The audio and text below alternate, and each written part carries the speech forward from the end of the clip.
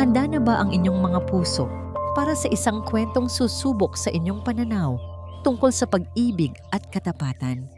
Sa bawat kinang ng yaman, may mga aninong nagtatago. Sa bawat marangyang ngiti, may mga luhang pilit na iwinawaksi.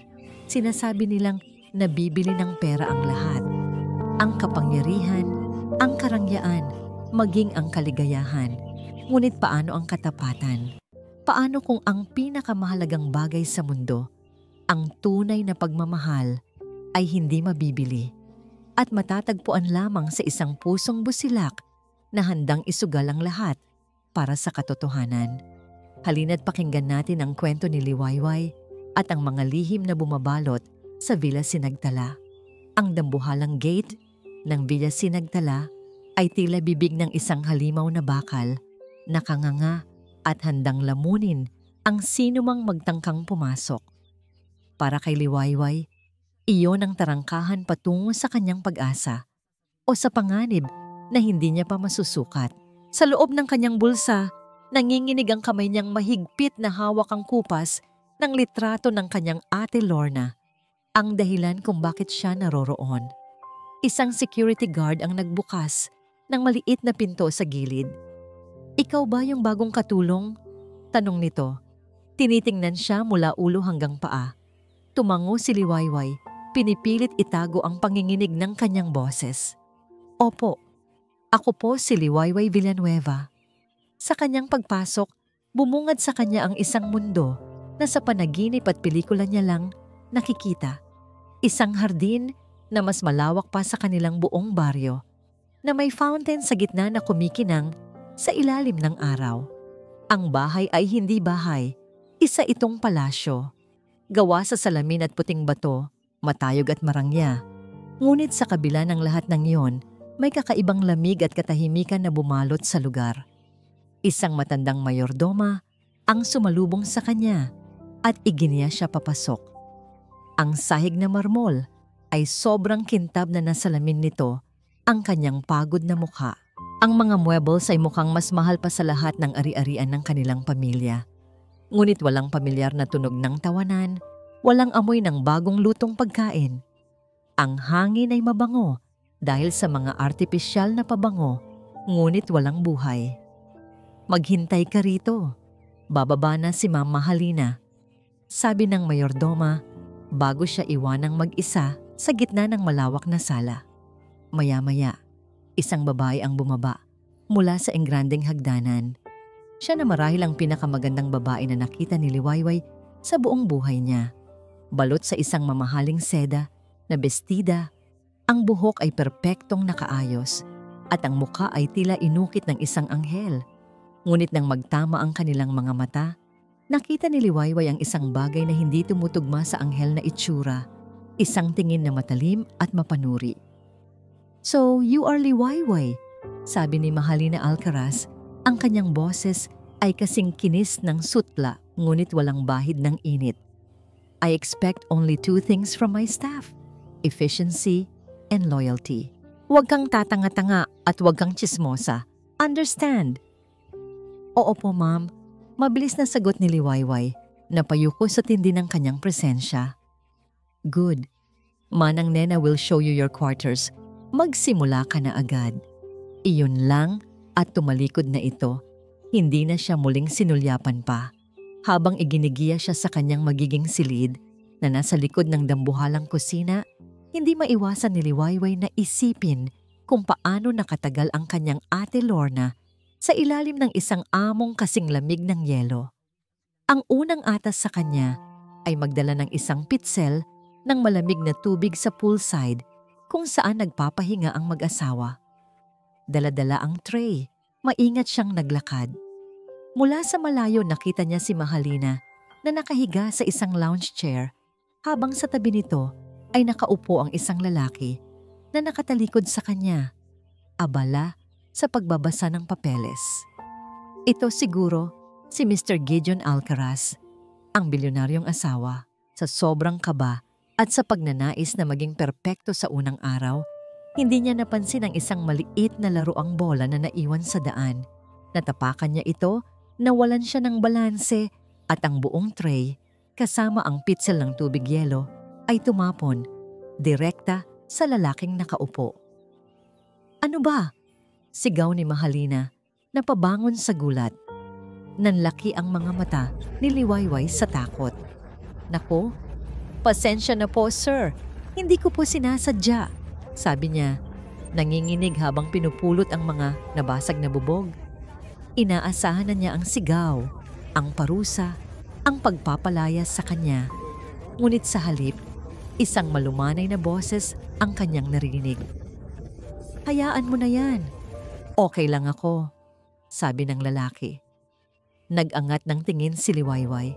Ngayon niya lang nakita ng malapitan si Gideon Alcaraz, isang lalaking makisig at nasa kalagitnaan ng kanyang edad. Ngunit ang mga mata nito ay may bakas ng matinding pagod at lungkot na hindi maikukubli ng mamahaling kasuotan. May isang guhit ng hiwa sa kanyang kamay mula sa bubog. "May sugat po kayo, sir," alalang sabi ni Liwayway. "It's nothing," sabi ni Gideon. Ngunit sa halip na magalit, kumuha ito ng panyo at ibinigay sa kanya. "Ingat ka sa susunod," ngumiti ito. Isang pilit na ngiti, ngunit may bahid ng kabaitan. Isang kabaitan na lalong nagpatalim sa tingin ni Mahalina sa kanya. Kinagabihan, pagkatapos ng mahabang araw ng paglilinis, pinayagan si Liwayway na ayusin ang kanyang gamit sa silid na dating tinutuluyan ng kanyang ate. Malinis na ang kwarto, halos walang bakas na may tumira doon dati. Para bang sinadyang burahin ang lahat ng alaala ni Lorna. Habang nililinis niya ang lumang aparador, napansin niya ang isang maliit na ukit sa pinakaloob na bahagi ng drawer, nakatago sa paningin. Isang maliit na simbolo ng araw. Iyon ang paboritong iguhit ng ate niya simula pa noong mga bata sila. Bumilis ang tibok ng kanyang puso. Ito ang unang senyales. May naiwan ang ate niya. Bago matulog, ginalaw niya ang manipis na kutsyon sa kanyang papag para ayusin ito. May naramdaman siyang matigas sa ilalim. Nang kanyang tingnan, natigilan siya. Hindi ito bato o piraso ng kahoy. Ito ay isang maliit at bilog na butones. Isang butones na gawa sa metal, mukhang mamahalin at pang isang coat ng lalaki. Kulay itim na may gintong disenyo sa gitna. Hawak ito. Sigurado si Liwayway sa dalawang bagay. Hindi ito uniforme ng mga katulong at lalong hindi ito pag-aari ng kanyang simpleng ate. Kanino ito? At paanong napunta ito sa ilalim ng higaan ni Lorna? Para kay Gideon Alcaraz, ang Villa Sinagtala ay hindi isang tahanan. Isa itong museo ng mga pangarap na nabigo. Malawak, malamig at tahimik. Minsan, sa sobrang katahimikan, naririnig niya ang mismong paghampas ng kanyang dugo sa kanyang mga tainga. Ang bawat sulok ay puno ng karangyaan, mga painting na nagkakahalaga ng milyon, mga muebles na galing pa sa Europa. Ngunit walang init, walang buhay, gabi na. Ngunit mag-isa siyang kumakain sa kanilang dambuhalang hapag-kainan na may 20 silya. Sa harap niya, nakahain ang paboritong pagkain ni Mahalina. Inutos niya itong iluto, umaasang baka ngayong gabi. Sabay silang kakain. Pero gaya ng dati, isang text message lang ang kanyang natanggap. "Don't wait up, darling. May bigla ang charity meeting. I'll be late."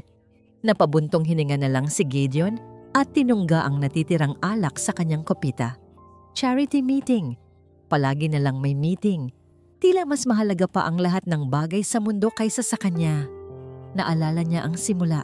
Ang Mahalina na kanyang nakilala ay hindi ganito. Naalala niya ang kanilang mga unang taon, mga simpleng lakad sa dalampasigan habang magkahawak kamay, ang tawa nitong umaalingaw-ngaw sa kanilang maliit na apartment noon. Ang Mahalina na minahal niya ay may mga pangarap na simple lang. Isang pamilya, isang masayang tahanan. Siya ang nagbigay dito ng palasyo. Pero sa proseso, tila nawala ang reyna na kanyang minamahal. Kailan pa napalitan ng lamig ang dating init ng kanyang mga yakap? Kailan pa naging pilit ang mga ngiti nito?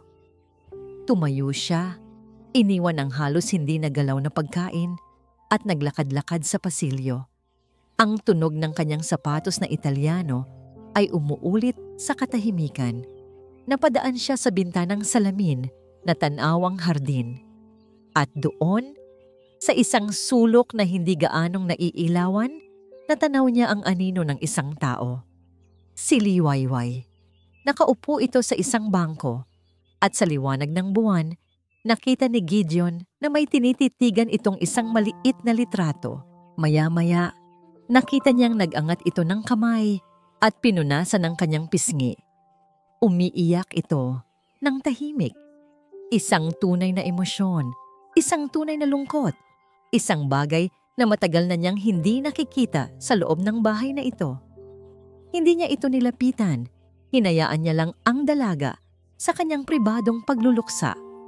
May kung anong kumirot sa kanyang puso, isang simpatya para sa dalaga at isang inggit dahil kahit sa gitna ng kalungkutan, mayroon itong tunay na nararamdaman.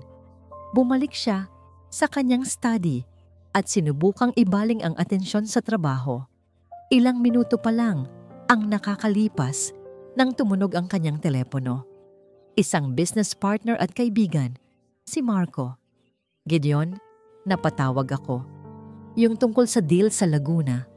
Habang nag-uusap sila tungkol sa negosyo, biglang sumingit si Marco. By the way, pare, ang ganda pala ng asawa mo. Nakita ko kanina. Class na class. Kumunot ang noo ni Gideon. Nakita mo? Saan? Akala ko nasa isang charity event siya sa Makati. Narinig niya ang pag-aalinlangan sa kabilang linya. Hindi pare. Nakita ko yung sasakyan niya. Nakapark sa labas ng Grand Astoria Hotel dito sa Alabang. Akala ko, may meeting din kayo dito, kaya ako napatingin. Baka nagkamali lang ako ng pagkakita. Grand Astoria Hotel. Hindi iyon hotel para sa mga charity events. Iyon ay kilala sa mga mamahaling restaurant at sa pagiging pribado nito. Sige Marco, salamat sa tawag. We'll talk tomorrow. Mabilis na pagtatapos ni Gideon sa usapan. Isang malamig na kaba ang gumapang sa kanyang dibdib. Pinilit niyang isantabi iyon. Nagkakamali ka lang, Gideon. Pinapagod mo lang ang sarili mo. Ngunit ang pagdududa na matagal nang natutulog sa isang sulok ng kanyang isipan ay biglang nagising. Hindi na siya nakatiis. Kinuha niya ang susi ng kanyang sasakyan at walang paalam na lumabas ng bahay. Nagmaneho siya. Hindi masyadong mabilis, hindi rin mabagal. Tila ba ayaw niyang malaman ang katotohanan, ngunit hindi rin mapigilan ang sarili na hanapin ito. Nang marating niya ang Grand Astoria Hotel, ipinarada niya ang kanyang sasakyan sa isang madilim na bahagi ng parking lot, sa tapat mismo ng entrance. At doon, nakita niya ito, ang pamilyar na puting sasakyan ni Mahalina. 10 minuto. 15 minuto, kalahating oras. Ang bawat segundo ay tila isang karayom na tumutusok sa kanyang pasensya. Akmang aalis na siya, kinukumbinsi ang sarili na isa lang itong pagkakataon nang bumukas ang pinto ng hotel. Lumabas si Mahalina. Nagniningning sa kanyang itim na bestida, ang kanyang tawa ay malinaw kahit mula sa malayo. At kasama niya, isang lalaking matangkad at nakasuot ng mamahaling suit. Inakbayan siya nito at hindi ito iniwaawas ni Mahalina. Tumawa pa ito na parang musika sa pandinig ng lalaki. Nag-init ang mga mata ni Gideon. Kilala niya ang lalaking iyon, si Silas Reyes. Isang investor na ipinakilala sa kanya ni Mahalina ilang buwan na ang nakakaraan. Isang lalaking hindi niya kailanman pinagkatiwalaan. At doon, sa ilalim ng maliwanag na ilaw ng hotel, sa harap ng maraming tao, itinaas ni Silas ang kamay ni Mahalina at marahan itong hinalikan. Isang halik na puno ng pagmamay-ari, isang halik na sinuklian ni Mahalina ng isang ngiti, isang ngiting hindi kailanman ibinibigay sa kanya sa loob ng maraming taon. Pagkatapos, marahan itong hinaplos ang pisngi ni Silas bago sila sabay na sumakay sa sasakyan nito. Hindi sa sasakyan niya. Hindi makagalaw si Gideon sa kanyang kinaupuan. Ang hangin sa loob ng kanyang sasakyan ay biglang naging mabigat at hindi sapat para sa kanyang paghinga. Ang museo ng mga pangarap na nabigo ay bigla na lang gumuho sa kanyang harapan at ang tanging natira ay ang malamig at brutal na katotohanan. Ang kanyang asawa, ang babaeng binigyan niya ng lahat, ay may ibang mundo. Isang mundong wala siya. Lumipas ang mga araw sa Villa Sinagtala. Para sa ibang mga katulong, ang lahat ay normal.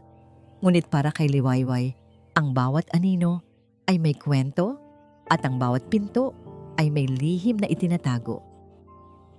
Ang butones na metal na kanyang natagpuan ay palagi niyang itinatago sa kanyang bulsa, isang malamig na paalala sa kanyang misyon.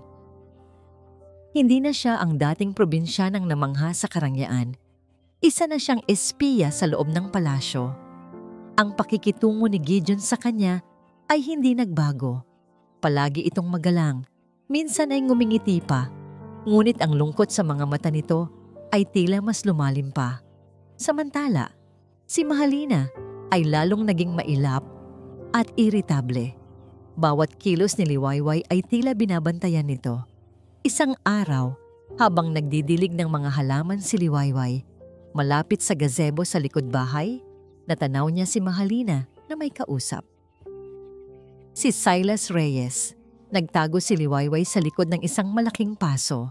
Hindi niya marinig ng malinaw ang kanilang pinag-uusapan, ngunit ang kanilang mga kilos ay sapat na. Ang paraan ng paghawak ni Silas sa braso ni Mahalina ay hindi pangkaibigan.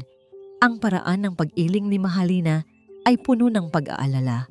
Sila ay nagtatalo, hindi bilang magkaibigan, kundi bilang mga kasabwat na nasa bingit ng kapahamakan.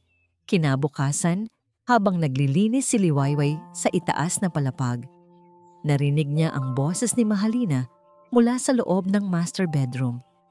May kausap ito sa telepono at ang boses nito ay hindi na ang karaniwang malambing na tono.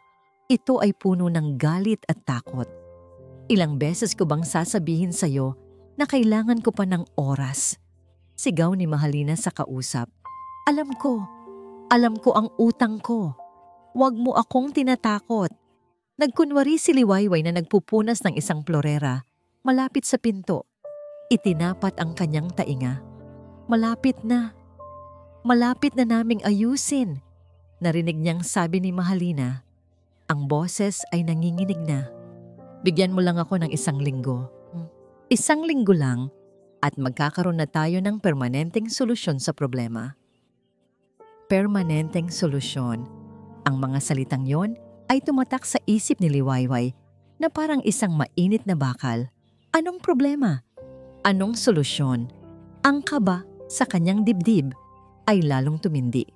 Sinubukan niyang magtanong sa isa sa mga matatagal ng kasambahay, si Aling Puring, tungkol sa kanyang ate Lorna. Aling Puring, naaalala niyo pa po ba ang ate ko? Tanong niya habang nagtutupi sila ng mga kumot. Biglang namutla si Aling Puring. Binitiwan nito ang hawak na kumot at tumingin sa paligid na para bang may nakikinig. Naku, Hija, pabulong nitong sabi. Huwag ka nang magtanong tungkol dyan kung gusto mo pang tumagal dito. Ang mga bagay na nakalipas ay dapat manatiling nakalibing. Pagkatapos noon, iniwasan na siya ni Aling Puring. Doon napagtanto ni Liwayway na hindi lang siya ang natatakot. Ang buong bahay na ito ay nabubuhay sa takot.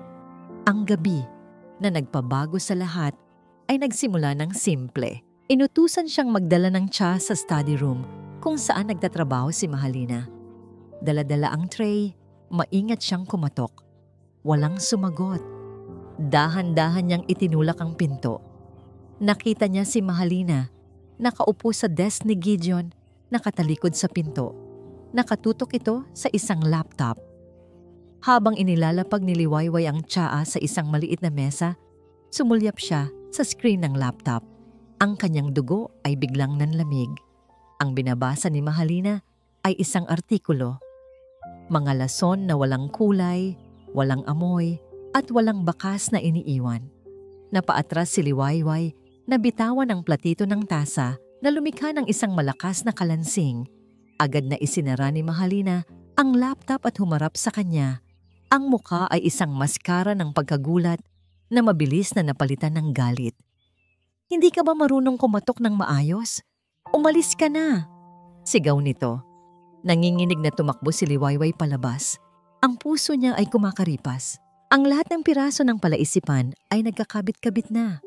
Ang utang, ang relasyon nila ni Silas, ang permanenteng solusyon, at ngayon, ang lason. Hindi pa siya nakakalayo sa pasilyo nang marinig niya ang pagbukas ng pinto ng study.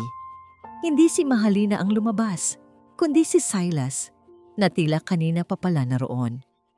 At sa bahagyang nakabukas na pinto, narinig ni Liwayway ang boses ni Silas, malinaw at nakakakilabot. "Isang patak lang, Mahalina, at lahat ng ito magiging atin." Isang saglit na katahimikan, at pagkatapos, dahan-dahang bumukas ng tuluyan ang pinto. Nakatayo roon si Mahalina. Ang kanyang magandang mukha ay walang emosyon, ngunit ang kanyang mga mata ay nagliliyab. Nakatingin ito diretso sa kanya. At sa tinging iyon, alam ni Liwayway na narinig niya ang hindi niya dapat marinig. Alam na niya ngayon ang kanilang plano, at alam na rin nila na alam na niya. Ang pagkakatuklas ni Liwayway ay isang mitya na nagpasiklab sa apoy sa kalooban ni Mahalina. Ang galit ay gumapang sa kanya, malamig at mapanira. Hindi na ito simpleng inis sa isang pakialamerang katulong. Ito ay pagkaalarma. Ang munting daga ay nakarinig ng mga bagay na para lamang sa mga pusa. Kinabukasan, ang kilos ni Mahalina ay isang perpektong pagtatanghal ng isang butihing may bahay. Malambing siyang gumising sa tabi ni Gideon. Ipinaghanda niya ito ng almusal. Hinalikan niya ito sa pisngi bago ito umalis papunta sa opisina. Ngunit sa likod ng bawat ngiti, sa likod ng bawat haplos, ay isang plano na nabubuo. Isang bitag na kailangan niyang itayo para sa munting daga. Ang kanyang biktima, si Liwayway, ang kanyang sandata, ang kapangyarihan niya sa loob ng pamamahay na yon. Nagsimula ang kanyang plano sa tanghalian. Habang naghahain si Liwayway, sinasadyang nabitawan ni Mahalina ang kanyang tinidor. Nang yumuko si Liwayway upang damputin ito, inilagay ni Mahalina ang kanyang paa sa daan, dahilan upang matumba ang dalaga at mabasag ang isang platong porselana na nagkakahalaga ng libo-libong piso. "Walang kwenta," sigaw ni Mahalina. Ang kanyang boses ay biglang naging matinis. "Hindi ka ba marunong mag-ingat? Alam mo ba kung magkano ang halaga niyan?" "Pasensya na po, ma'am. Hindi ko po." "Hindi mo sinasadya?" putol ni Mahalina. "Palagi na lang ganyan ang naririnig ko sa'yo. Dahil sa kapabayaan mo, ibabawas ko sa sahod mo ang halaga niyan." Ang sahod ni Liwayway sa loob ng 1 taon ay hindi pa sapat para mabayaran ng plato. Namutla siya, hindi dahil sa pera, kundi dahil sa kalupitang nakikita niya sa mga mata ng kanyang amo. Ito ay isang babala. Pagdating ni Gideon ng gabing iyon, sumalubong sa kanya si Mahalina na may mga luha sa mata. Isang eksenang karapat-dapat manalo ng isang parangal. "Darling," sabi niya, niyakap ang asawa. "Hindi ko na alam ang gagawin sa bagong katulong. Kanina, binasag niya ang paborito kong plato mula sa Italy. At nahuli ko siyang nakikinig sa usapan natin sa telepono kahapon." Kumunot ang noo ni Gideon. "Are you sure? Mukha namang mabait si Liwayway." "Iyon ang akala mo," sabi ni Mahalina. Ang boses ay puno ng hinanakit. "Alam mo namang ayokong nag-aalis ng staff, pero baka kailangan na natin siyang palitan. Hindi ako komportable sa kanya." Hindi kumagat si Gideon sa pain. "I'll talk to her," sabi lang nito. Pumunta siya sa kusina at kinausap si Liwayway. Tinanong kung ano ang nangyari. Nakita niya ang takot sa mga mata ng dalaga. "Sir, pasensya na po. Aksidente po talaga," sabi lang ni Liwayway. Hindi nagsumbong tungkol sa patibong ni Mahalina. Alam niyang walang maniniwala sa kanya. "Babayaran ko na lang ang plato," sabi ni Gideon bago umalis, na lalong ikinainis ni Mahalina. Nabigo ang unang plano, kailangan niya ng mas mabigat na arma. Kinabukasan, habang wala si Gideon, tinawag ni Mahalina si Liwayway sa kanyang silid. Maglinis ka dito at siguraduhin mong walang mawawalang kahit isang alikabok. Pagkatapos ng ilang oras, bumalik si Mahalina. Nagtungo ito sa kanyang jewelry box. Ilang sandali, isang malakas at nakakataranta na sigaw ang umalingaw-ngaw sa buong bahay. Nasaan na? Nasaan ang kwintas ko? Nagdatingan ang lahat ng katulong. Ang diamanting kwintas na regalo sa akin ni Gideon, nawawala. Sigaw ni Mahalina, ang kanyang mga mata ay nanlilisik at nakatutok sa isang tao lamang. Ikaw! Ikaw lang ang pumasok dito. Nasaan ang kwintas ko, magnanakaw? Wala po akong kinuha, ma'am. Panginoon ko, wala po. Umiiyak na, sabi ni Liwayway. Kung ganon, hahalughugin natin ang kwarto mo. Dinala nila si Liwayway sa kanyang maliit na silid. Binuksan ni Mahalina ang kanyang aparador. Inilabas ang kanyang mga damit. At mula sa isang lumang bestida, may nahulog na isang bagay na kumikinang. Isang kwintas na diamante. Natigilan ang lahat. Maging si Liwayway ay hindi makapaniwala sa kanyang nakikita. Ayan! Sigaw ni Mahalina. Dinampot ang kwintas. Ano ka ngayon? Anong sasabihin mo ngayon sa harap ng ebidensyang ito? Sakto namang dumating si Gideon na narinig ang kaguluhan. Nakita niya ang eksena. Si Mahalina na hawak ang kwintas at si Liwayway na nakaluhod sa sahig, umiiyak at hindi makapagsalita, napapaligiran ng mga matang mapanghusga. Gideon darling, tingnan mo, sabi ni Mahalina, ipinakita ang kwintas. Ito ang magnanakaw na pinagkakatiwalaan mo. Tumingin si Gideon kay Liwayway. Nakita niya ang desperasyon, ang kawalan ng pag-asa, ngunit ang ebidensya ay nasa kamay ng kanyang asawa. Bago pa man makapagsalita si Gideon, lumapit si Mahalina kay Liwayway. Inabot nito sa dalaga ang isang maliit na kahon. Mga gamit ng ate mo, sabi niya sa isang boses na si Liwayway lang ang nakarinig. Isang paalala kung saan napupunta ang mga taong nakikialam sa hindi nila dapat alamin. Nanginginig na binuksan ni Liwayway ang kahon. Sa loob, kasama ng ilang lumang gamit, ay ang pamilyar na pulseras na silver ng kanyang ate Lorna. Ngunit hindi na ito buo. Bali ito sa gitna. Tila sinadyang sirain. Ang huling piraso ng pag-asa ni Liwayway ay gumuho. Ito na ang katapusan. Nahuli na siya sa bitag. Ang eksena sa kwarto ni Liwayway ay parang isang mabagal na bangungot para kay Gideon. Ang mga akusasyon ni Mahalina ay malinaw at matunog. Ang ebidensya, ang kumikinang na kwintas ay hindi maikakaila. Ang pag-iyak ni Liwayway ay puno ng pagtanggi. Ngunit sa mundong ito, mas madalas manalo ang ebidensya kaysa sa luha. Tumawag ka ng pulis, darling, sabi ni Mahalina. Ang boses ay matigas na parang bakal. This woman deserves to rot in jail. Pero may kung anong pumipigil kay Gideon. Nakatingin siya kay Liwayway. Hindi bilang isang amo na tumitingin sa isang magnanakaw, kundi bilang isang taong naghahanap ng katotohanan. Naalala niya ang sinseridad sa mga mata nito noong una silang nagkita. Naalala niya ang tahimik na pag-iyak nito sa hardin habang tinitingnan ang litrato.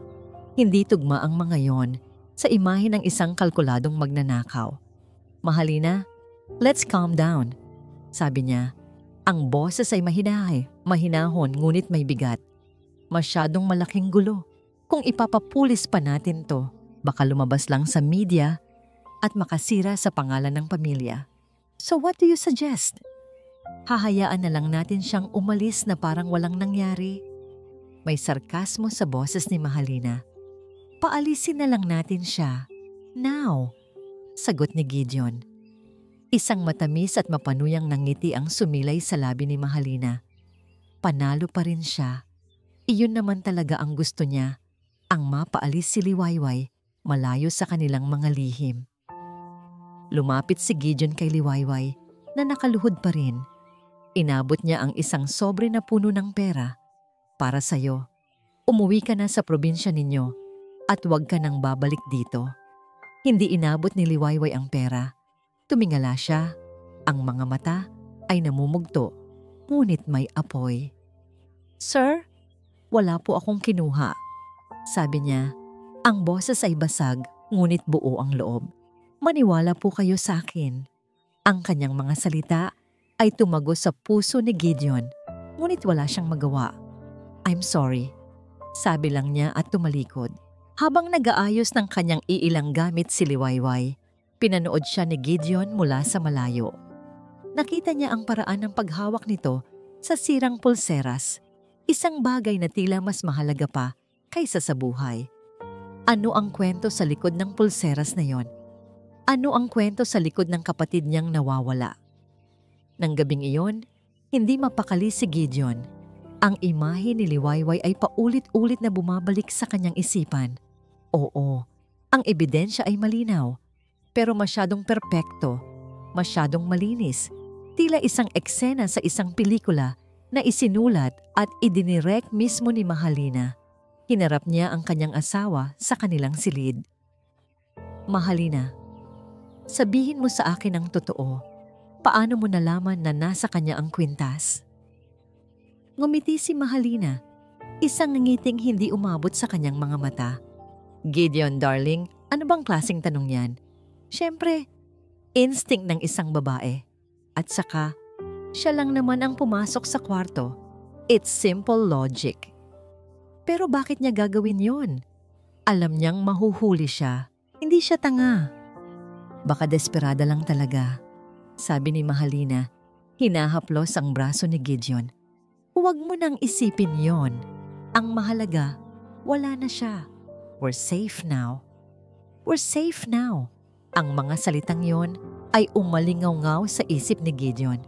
Ligtas mula saan? Mula kanino? Mula sa isang simpleng katulong, may biglang pumasok sa kanyang isip. Ang lalaki sa hotel. Si Silas Reyes. Kinuha niya ang kanyang telepono at tinawagan ang kanyang private investigator, isang taong matagal na niyang pinagkakatiwalaan para sa mga sensitibong bagay sa kumpanya. "Tony, may ipapahanap ako sa'yo," sabi ni Gideon. Ang boses ay seryoso. Ang pangalan niya ay Silas Reyes. Gusto kong malaman ang lahat tungkol sa kanya. Utang, mga koneksyon, lahat. Pagkatapos ng tawag, naupo siya sa dilim. Tinitingnan ang kanyang natutulog na asawa. Ang babaeng katabi niya sa kama, gabi-gabi. Ang babaeng pinangakuan niyang mamahalin habang buhay. Ngunit sa gabing iyon, sa unang pagkakataon, tiningnan niya ito na parang isang estranghero. Isang magandang estranghero na may mga lihim na kayang pumatay. Sa kabilang dako, sa isang maliit na kwarto, nakita ni Liwayway ang sarili na muling nag-iisa at talunan. Ngunit habang tinititigan niya ang sirang pulseras ng kanyang ate, isang bagong determinasyon ang nabuo sa kanyang puso. Ito ay hindi na lamang tungkol sa paghahanap ng hustisya. Ito ay tungkol sa paghihiganti. At para doon, kailangan niya ng isang kakampi. Kinuha niya ang kanyang lumang telepono at nag-dial ng isang numero. "Sir Gideon," sabi niya nang may sumagot sa kabilang linya. "Ako po ito, si Liwayway. Alam ko pong hindi kayo naniniwala sa akin, pero may kailangan po kayong malaman tungkol kay Ma'am Mahalina at sa isang lalaking nagngangalang Silas." Ang tawag ni Liwayway ay parang isang kidlat sa tahimik na gabi para kay Gideon. Ang pagsasalita niya ay hindi na nanginginig sa takot, kundi matatag dahil sa galit at pighati. Pumayag si Gideon na makipagkita sa kanya kinabukasan sa isang maliit at hindi kilalang coffee shop malayo sa mga matang mapanghusga. Samantala, sa Villa Sinagtala, ipinagdiriwang ni Mahalina ang kanyang tagumpay. Wala na ang sagabal, malinis na ang daan. Tinawagan niya si Silas. "It's done," sabi niya. May ngiti sa kanyang boses. "Napaalis ko na siya." Ngayong gabi, kausapin mo ulit siya. Sabihin mo sa kanya na kailangan na natin ng pera para sa bagong investment. This is the final push. Sa kabilang dako, bumalik si Liwayway sa murang apartment na tinutuluyan niya bago pumasok sa villa. Hawak-hawak ang sirang pulseras at ang metal na butones, pinilit niyang alalahanin ng lahat. Naalala niya ang sinabi ng kanyang ate Lorna sa huli nilang pag-uusap. May nalaman akong isang bagay dito. Isang bagay na nakakatakot. Pero ito na rin ang magiging daan para makaalis tayo sa hirap. Naalala rin niya ang isang bagay na palaging ginagawa ng ate niya kapag may gusto itong itago. Ang simbolo ng araw. Ang simbolo na nakita niya sa drawer. Agad siyang bumalik sa alaala ng kwarto. Ang drawer. Ang simbolo. Ano ang ibig sabihin nito? Kinabukasan, sa coffee shop, inilahad ni Liwayway ang lahat kay Gideon. Ang kanyang tunay na pakay sa pagpasok sa villa, ang pagkawala ng kanyang ate, ang relasyon ni Mahalina at Silas, ang narinig niyang usapan tungkol sa lason, at ang butones na kanyang natagpuan. Sir, ito po, sabi niya, inilapag ang butones sa mesa. Hindi po ito pag-aari ng kahit sinong staff. Sigurado po ako. Tinitigan ni Gideon ang butones. Pamilyar ito. Isang custom-made na butones mula sa isang mamahaling suit na nakita na niya dati. Sa suot ni Silas Reyes. At ito po, sir, sabi ni Liwayway, ang boses ay nanginginig habang inilalabas ang isang maliit, lumang notebook. Nahanap ko po ito. Nakatago. Hindi niya sinabi kay Gideon ang tungkol sa sikretong compartment. Naisip niyang kailangan niya ng alas para sa sarili niya. Ang sinabi lang niya ay naiwan ito ng kanyang ate. Ano yan? Tanong ni Gideon. Tala-arawan po ng ate Lorna ko. Sagot ni Liwayway. Binuklat ni Gideon ang mga pahina. Ang sulat ay simple, nagkukwento ng mga araw-araw na gawain. Ngunit pagdating sa mga huling pahina, nagbago ang tono. Ang sulat ay naging mabilis, tila isinulat sa pagmamadali at takot. October 12, nakita ko ulit si Ma'am, nakasama si Sir Silas sa hardin. Naghahalikan sila. Hindi ko alam ang gagawin ko. Paano si Sir Gideon? October 14, narinig ko silang nag-uusap. Malaki ang utang ni Ma'am sa casino. Si Sir Silas ang naglulubog sa kanya. Kailangan daw nila ng pera. Malaking pera at mabilis. October 15, sinabi nila sa akin na nakita nila akong nakatingin. Tinakot nila ako. Sabi ni Ma'am, kung magsusumbong ako, pagsisisihan ko. Natatakot ako, pero mas naaawa ako kay Sir Gideon. At ang huling entry, isinulat sa garalgal na kamay na may mga mantsa na tila mula sa luha. October 16, hinarap nila ako sa kwarto ko. Pilit nilang kinukuha ang cellphone ko dahil nag-record ako ng isang pag-uusap nila. Nagpambuno kami. Si Sir Silas, sinasaktan niya ako. Ang salita ay naputol. Ang huling salita na naisulat ay tulong. Isinara ni Gideon ang tala-arawan. Ang kanyang mga kamay ay nanginginig. Ang mundo niya ay gumuho. Ang babaeng pinakasalan niya, ang babaeng minahal niya, ay hindi lang isang manloloko. Isa siyang halimaw. Ang kanyang kalungkutan ay biglang napalitan ng isang malamig at matinding galit. Liwayway, sabi niya.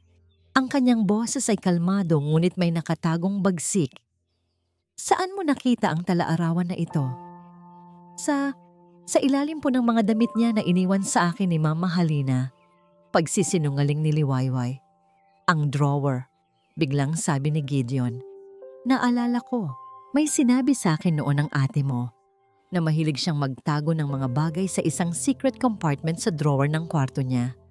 Isang birong sinabi niya sa akin noong Pasko. Nanlaki ang mga mata ni Liwayway. Ang simbolo ng araw, iyon ang susi. Kailangan nating bumalik doon, sabi ni Gideon, tumayo. Kung may itinago siyang tala-arawan, baka may iba pa siyang itinago. Baka ang cellphone na sinasabi niya ay nandoon pa. Sa sandaling iyon, hindi na sila amo at katulong. Sila ay 2 taong pinag-isa ng isang layunin, ang hanapin ang katotohanan at bigyan ng hustisya si Lorna. Ngunit sa kanilang pagbabalik, hindi nila alam na ang bitag ay naghihintay at ang gabi ay magiging mas madilim pa kaysa sa kanilang inaakala. Ang pag-alis ni Gideon kasama si Liwayway ay hindi nakaligtas sa matalas na mga mata ni Mahalina. Mula sa bintana ng kanyang silid, pinanood niya ang sasakyan ng kanyang asawa na papalayo at alam niyang may mali. Ang instinct niya na pinatalas ng mga tao ng pagsisinungaling at pagtataksil ay nagsasabing ang daga na kanyang pinalayas ay nakahanap ng paraan upang bumalik sa kuting. Ngunit hindi siya natakot. Sa halip, isang malamig na kalkulasyon ang namuo sa kanyang isipan. Ito na ang pagkakataon. Kung babalik sila, ibig sabihin ay may hinahanap sila.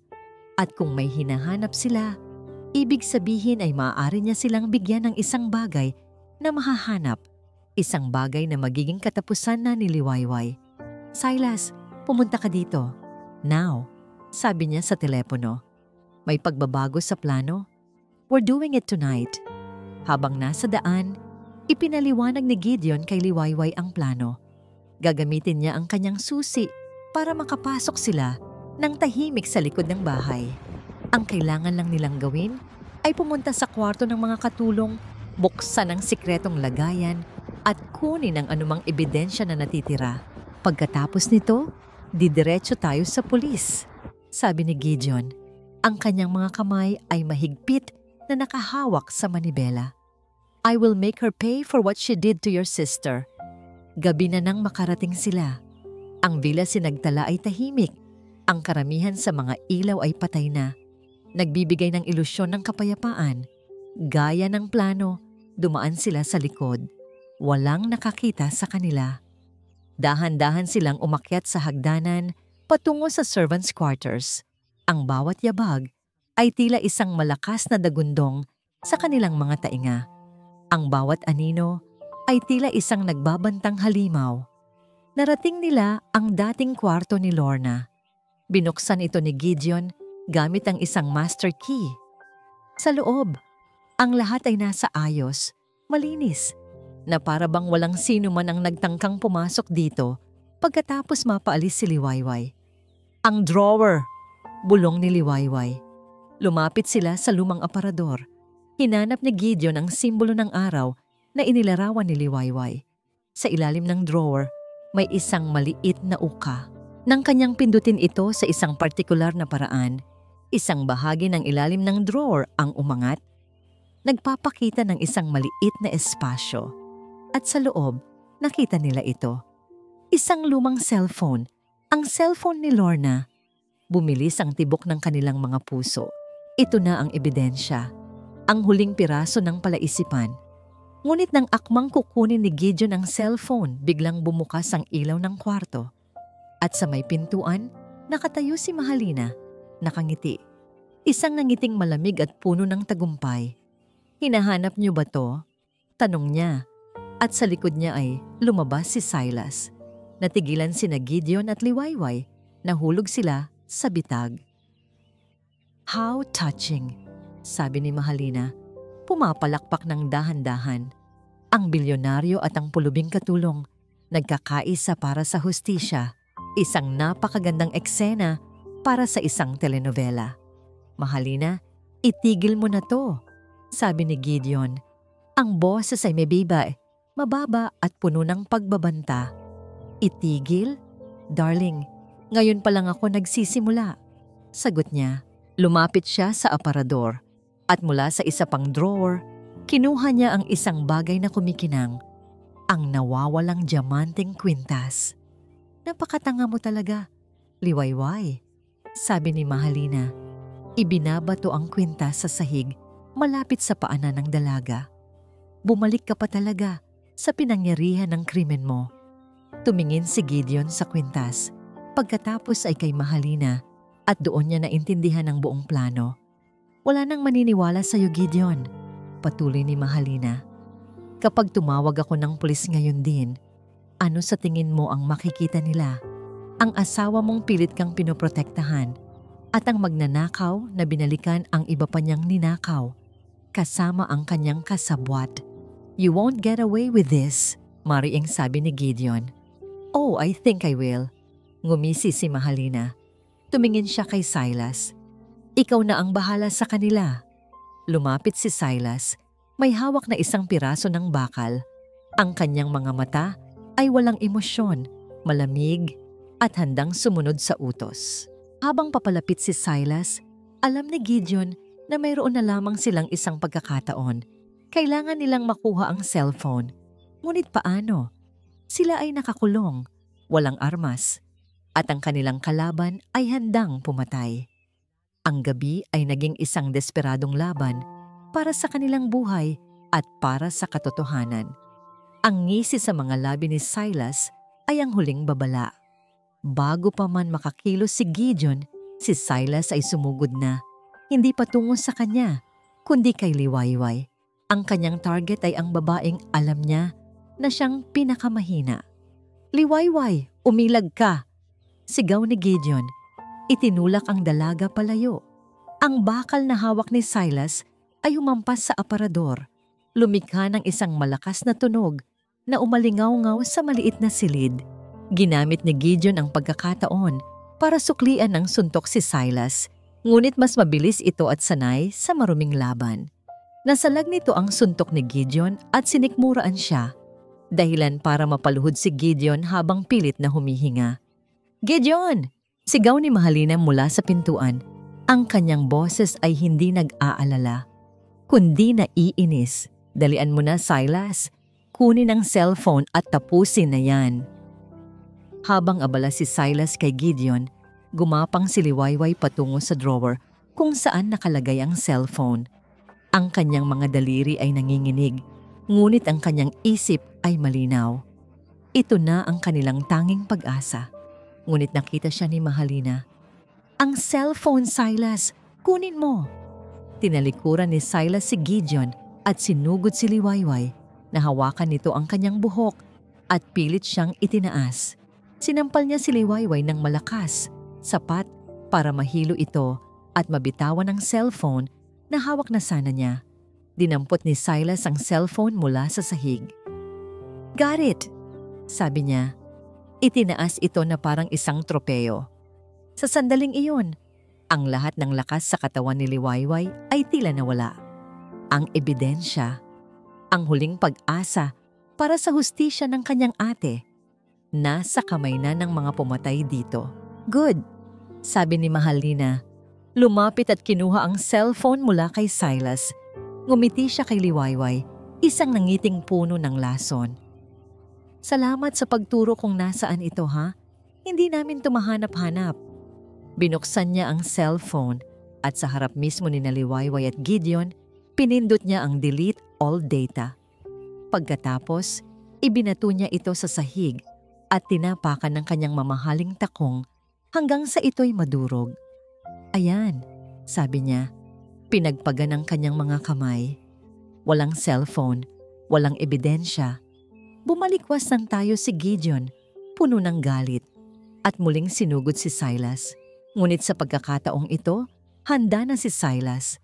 Umilag ito at hinampas ng bakal ang likod ng tuhod ni Gideon, dahilan para ito'y bumagsak sa sahig, hindi na makatayo. Lumapit si Mahalina kay Gideon. Umupo sa tabi nito na parang isang reyna na tinitingnan ang kanyang talunang alipin. Kawawa ka naman, darling. Sabi niya, hinahaplos ang pawisang mukha ni Gideon.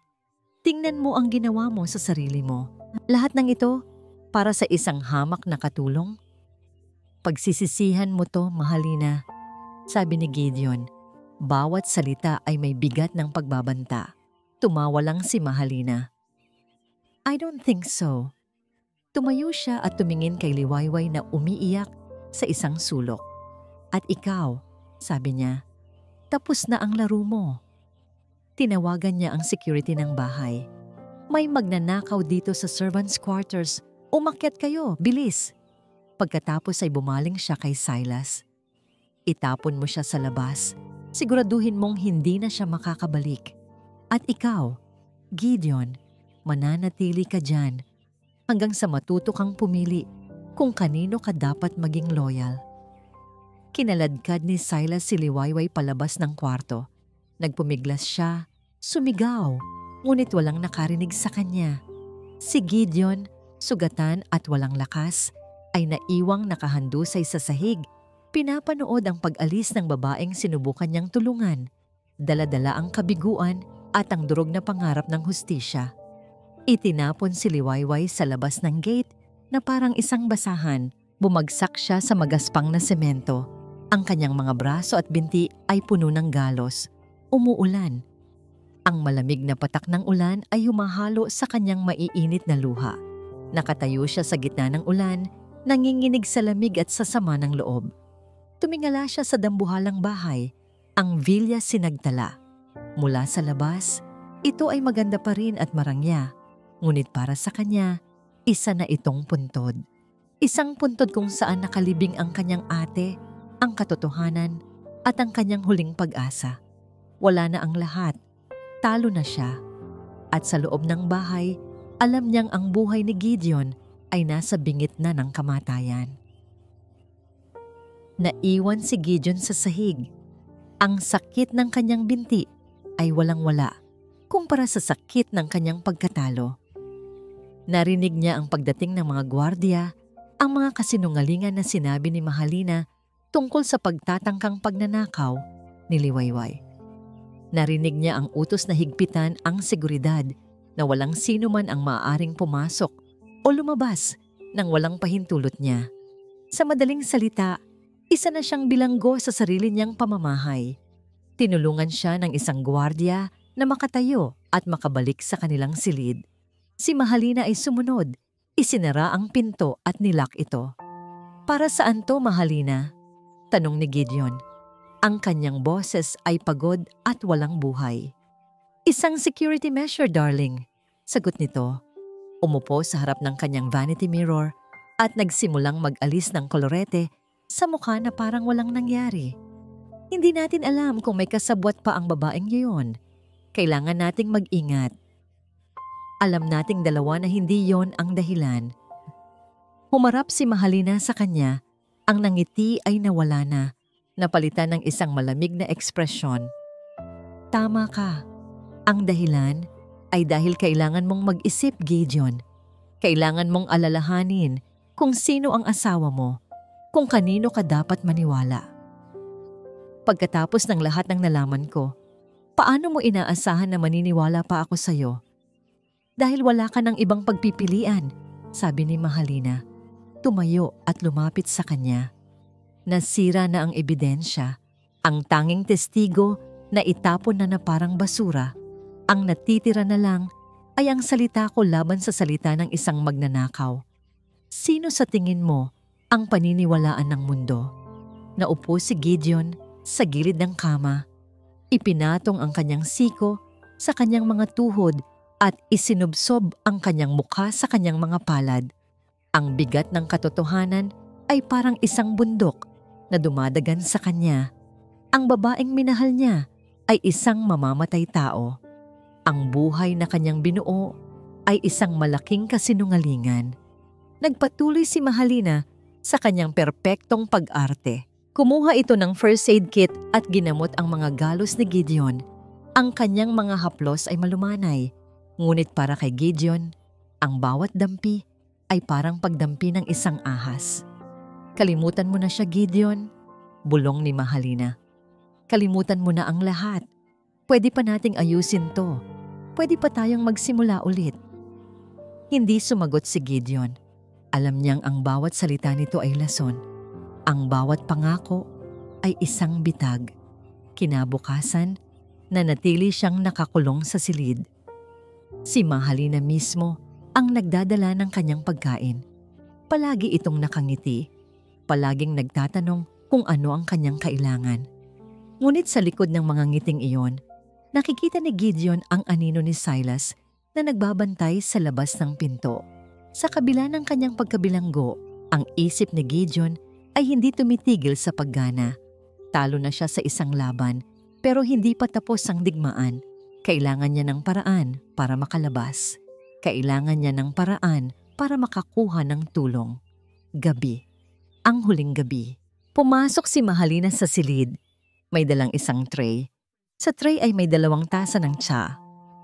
"Uminom ka muna, darling," sabi niya. Ang kanyang boses ay malambing na parang pulot. "Pampakalma. Masyado kang tensyonado nitong mga nakaraang araw." Tinitigan ni Gideon ang tasa. Ang amoy ay pamilyar. Earl Grey.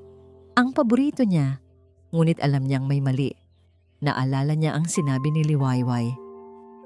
Naalala niya ang tala-arawan. Mga lason na walang kulay, walang amoy. Ito na, ang permanenteng solusyon na narinig ni Liwayway.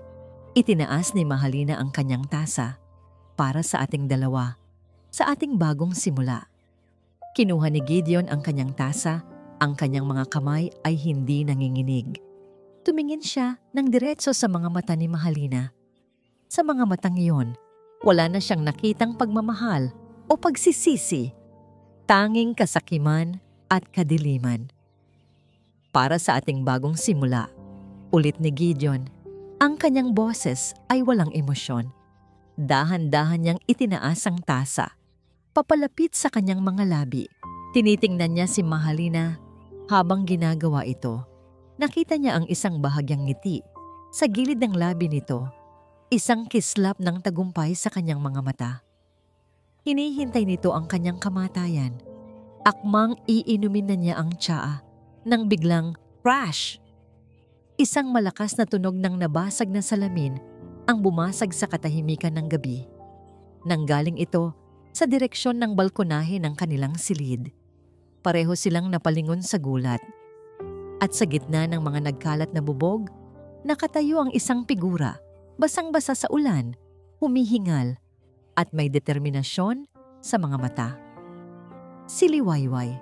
Ang tunog ng nabasag na salamin ay parang isang putok ng baril sa gitna ng katahimikan. Bago pa man makasigaw si Mahalina, sumugod na si Liwayway. Ang kanyang mga mata ay nag-aapoy hindi sa takot, kundi sa purong determinasyon. Isang layunin lang ang nasa isip niya. Ang tasa sa kamay ni Gideon. "Huwag!" Sigaw niya. Ang kanyang boses ay basag, ngunit malakas. "Huwag mong inumin yan. May lason yan." Sa isang mabilis na kilos, hinagip niya ang kamay ni Gideon at iwinasiwas ito. Ang mamahaling tasa ay lumipad sa ere at bumagsak sa sahig na marmol, nabasag sa 1,000 piraso. Ang tsa ay kumalat na parang isang madilim na mantsa, isang mantsa ng kamatayan na naiwasan. Natigilan sina Mahalina at Gideon. Si Silas, na nagbabantay sa labas, ay agad na pumasok sa silid. "Hayop ka!" Unang nakabawi si Mahalina, ang kanyang magandang mukha ay nag-iba. Naging isang maskara ng purong galit. "Paano ka nakapasok dito? Mga gwardiya, Silas, hulihin mo siya!" Ngunit hindi natinag si Liwayway. Mula sa loob ng kanyang basang damit, may kinuha siyang isang bagay na binalot sa plastik, ang tala-arawan ni Lorna. Inihagis niya ito sa ibabaw ng isang mesa sa harap ni Gideon. "Basahin niyo po," sabi ni Liwayway, humihingal. "Basahin niyo po ang katotohanan tungkol sa pagkamatay ng ate ko." Nang makita ni Mahalina ang tala-arawan, ang kanyang muka ay biglang namutla. Ang perpektong maskara niya ay gumuho. "Huwag kang maniwala dyan, Gideon. Kasinungalingan yan." Ngunit huli na ang lahat. Kinuha ni Gideon ang tala-arawan. Ang kanyang mga kamay ay nanginginig habang binubuklat niya ito sa huling pahina. Sa entry na alam na niya kung ano ang nakasulat. Binasa niya ito ng malakas. Ang kanyang boses ay malamig at matalim na parang yelo. "Hinarap nila ako sa kwarto ko. Si Sir Silas, sinasaktan niya ako. Tulong." Itiniklop ni Gideon ang tala-arawan at tumingin kay Mahalina. Wala nang pagdududa, wala nang kalituhan. Tanging ang malamig at brutal na katotohanan. "Ano to, Mahalina?" Tanong niya. Ang kanyang boses ay mahina, ngunit may bigat na parang isang malaking bato. Ipaliwanag mo to. Gideon, darling, maniwala ka sa akin. Niloloko ka lang niya. Pagpupumilit ni Mahalina, nagsisimula ng mataranta. Tapos na ang pag-arte mo, sabi ni Gideon. Nakita ni Silas ang pagbabago sa sitwasyon. Alam niyang tapos na ang laro kung hindi sila kikilos. Sa isang mabilis na galaw, sinugod niya si Liwayway, handang patahimikin ito ng tuluyan. Ngunit sa pagkakataong ito, handa na si Gideon. Sa kabila ng sakit sa kanyang binti, hinarang niya ang daan ni Silas. Itinulak niya si Liwayway sa kanyang likuran. "Huwag mo siyang gagalawin," sabi ni Gideon. Ang kanyang mga mata ay nagbabaga.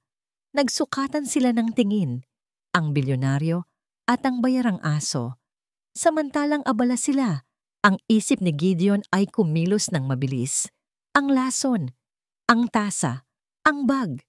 Mabilis niyang tinalikuran si Silas at dinampot ang handbag ni Mahalina na naiwan sa ibabaw ng kama. "Huwag!" sigaw ni Mahalina. Sinusubukang agawin ito. Ngunit mas mabilis si Gideon. Ibinuhos niya ang lahat ng laman ng bag sa sahig. At doon, sa gitna ng mga lipstick at pulbos, gumulong ang isang bagay. Isang maliit na bote na may lamang likidong walang kulay. Dinampot ito ni Gideon at itinaas sa liwanag. "At ano naman to, Mahalina? Bitamina?"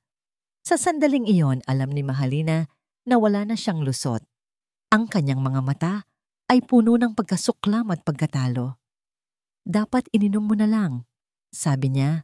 Ang kanyang boses ay isang malamig na bulong. "Dapat namatay ka na lang." Iyon ang huling pag-amin na kailangan ni Gideon. At sa gitna ng tensyonadong katahimikan, isang tunog ang unti-unting pumailan lang mula sa labas. Isang tunog na papalakas ng papalakas. "Woo! Woo! Woo!" Ang sirena ng pulis. Bago siya uminom ng tsaa, gamit ang isang pagkakataon na hindi nakatingin si Mahalina, nagawa niyang pindutin ang panic button na konektado sa kanyang telepono. Nagkatinginan sina Mahalina at Silas. Ang kanilang mga mukha ay puno ng hindi makapaniwalang takot. Sila ay nakulong, walang daan palabas. Ang mga anino ng kanilang mga krimen ay tuluyan ng sumakop sa kanila. Ang pagdating ng mga pulis ay mabilis at episyente. Walang naganap na pagtakas, walang karagdagang karahasan. Ang paglaban ni Mahalina at Silas ay natapos na sa sandaling marinig nila ang mga sirena. Para silang mga manika na pinutulan ng tali. Pinanood ni Gideon ang lahat mula sa balkonahe habang inaalalayan ni Liwayway na gamutin ang kanyang binti. Nakita niya ang pagposa sa mga kamay ni Silas na walang emosyong tinanggap ang kanyang kapalaran. At pagkatapos, nakita niya si Mahalina. Ang babaeng minahal niya, ang reyna ng kanyang mundo, ay kinaladkad palabas ng kanilang tahanan. Bago ito isakay sa sasakyan ng pulis, lumingon ito at tumingin ng diretso sa kanya. Ang mga mata nito ay hindi na nagpapakita ng galit o pagsisisi. Tanging isang malamig, walang hanggang kawalan. Isang huling tingin na tumatak sa puso ni Gideon magpakailanman. Nang mawala na ang mga sasakyan ng pulis, isang nakabibinging katahimikan ang bumalot sa Villa Sinagtala. Ang dating palasyo ay naging isang malawak na mausoleum, puno ng mga alaala ng kasinungalingan at pagtataksil. Ang mga katulong ay nagbubulungan sa mga sulok. Ang kanilang mga muka ay pinaghalong takot at awa. Naupo si Gideon sa sala, ang parehong sala kung saan niya unang nakita si Liwayway. Ang buong lugar ay nasa gulo, mga basag na salamin, mga nagkalat na gamit, isang perpektong refleksyon ng kanyang nararamdaman. Lumapit si Liwayway, may dalang isang baso ng tubig. "Sir, okay lang po ba kayo?" Tumingin si Gideon sa kanya. Ang babaeng sumuong sa kamatayan para iligtas siya. "Hindi," sagot niya ng may brutal na katapatan. "But I will be." Ilang sandali silang natahimik. Tanging ang tunog ng kanilang paghinga ang maririnig. Paano ka? Paano ka nakabalik? Tanong ni Gideon. Naglakad po ako. Simpleng sagot ni Liwayway. Habang naglalakad po ako palayo, naisip ko ang ate ko. Naisip ko po kayo. Naisip ko na kung susuko ako, sila ang mananalo. Kaya humanap po ako ng paraan. Umakyat po ako sa pader sa likod, kung saan walang gaanong bantay. Nagdasal po ako na sana hindi pa huli ang lahat. Isang sakripisyo, isang kabayanihan na hindi niya kailanman nakita sa mundo ng mga mayayaman at makapangyarihan. Salamat Liwayway, sabi ni Gideon. Ang kanyang boses ay puno ng emosyon sa unang pagkakataon. Utang ko sa iyo ang buhay ko. Utang niyo rin po sa ate ko ang hustisya. Sagot ni Liwayway. Ang kanyang mga mata ay nagsimulang mamasa. Tumango si Gideon. At ibibigay natin sa kanya yon. Sisiguraduhin ko sa lahat ng yaman at kapangyarihan ko na mabubulok sila sa kulungan para sa ginawa nila sa kanya at sa iyo at sa akin. Tumayo si Liwayway. Kailangan ko na pong umuwi, sir. Sa Baryo Pag-asa, hinihintay na po ako ng pamilya ko. Hindi siya pinigilan ni Gideon. Alam niyang kailangan ng dalaga na makalayo sa lugar na ito, sa bangungot na ito. Magpapadala ako ng sasakyan para ihatid ka. Wag na po, sir. Kaya ko na po. Gusto ko na lang pong maglakad palayo dito. Bago siya tuluyang umalis, humarap si Liwayway sa kanya. Sir Gideon, sabi niya, sana po, sa kabila ng lahat, mahanap niyo pa rin ang kapayapaan. Tumangulang si Gideon, hindi makapagsalita. Pinanood niya si Liwayway na maglakad papalayo sa mahabang pasilyo. Ang kanyang mga hakbang ay hindi na nanginginig. Mayroon ng bigat at layunin.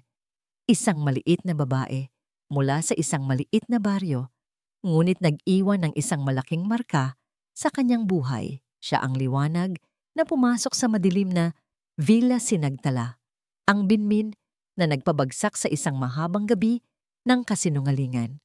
Nang mag-isa na siya, nilibot ni Gideon ang kanyang tingin sa walang buhay na bahay. Lahat ng bagay dito ay isang paalala ng kanyang kabiguan. Ang bawat painting, bawat muebles ay nabahira na ng dugo at pagtataksil. Alam niya ang kailangan niyang gawin. Kinuha niya ang kanyang telepono at tinawagan ang kanyang abogado.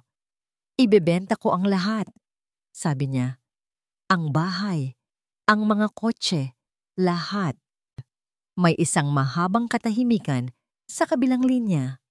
Sir, saan po kayo pupunta? Tanong ng abogado. Napatingin si Gideon sa bintana, sa direksyon kung saan nawala si Liwayway. At sa unang pagkakataon, sa loob ng maraming taon, isang maliit na ngiti ang sumilay sa kanyang mga labi. Isang ngiting hindi pilit, isang ngiting may bakas ng pag-asa. I think, sabi niya, it's time to visit Baryo Pag-asa. Lumipas ang 6 na buwan. Ang iskandalo ng pamilya Alcaraz ay naging laman ng mga balita sa loob ng ilang linggo. Ngunit gaya ng lahat ng bagay, unti-unti rin itong nalimot ng publiko.